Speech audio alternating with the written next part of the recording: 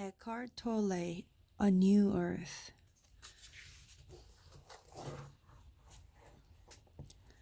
The good news is, if you can recognize illusion as illusion, it dissolves. The recognition of illusion is also its ending. Its survival depends on your mistaking it for reality. In the seeing of who you are not, the reality of who you are emerges by itself. This is what happens as you slowly and carefully read this and the next chapter, which are about the mechanics of the false self we call the ego. So what is the nature of this illusory self? What you usually refer to when you say I is not who you are, by a monstrous act of reductionism.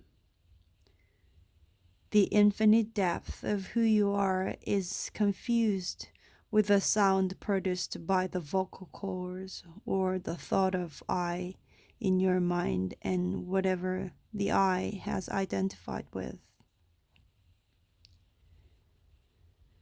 So what do the usual I and the related me, my, or mine refer to?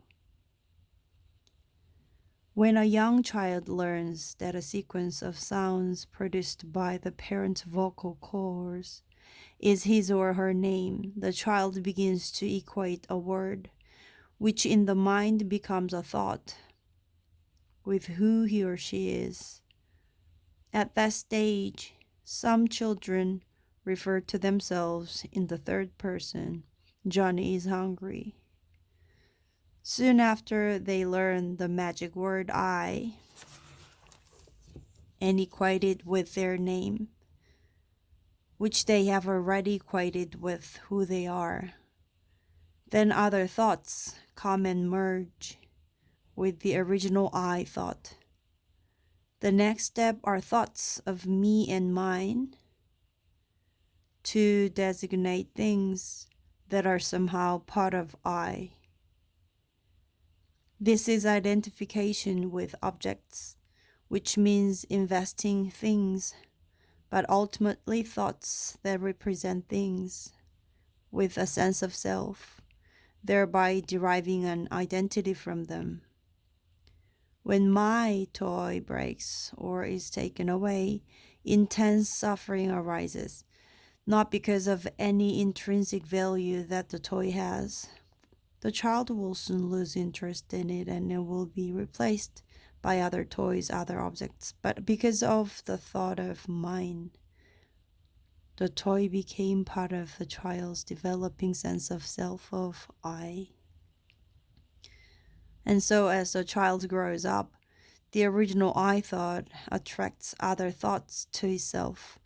It becomes identified with a gender, possessions, the same sense perceived body, a nationality, race, religion, profession.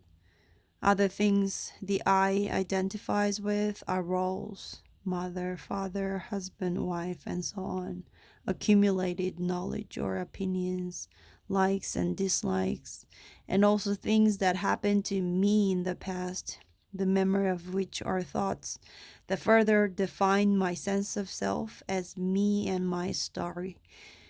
These are only some of the things people derive their sense of identity from.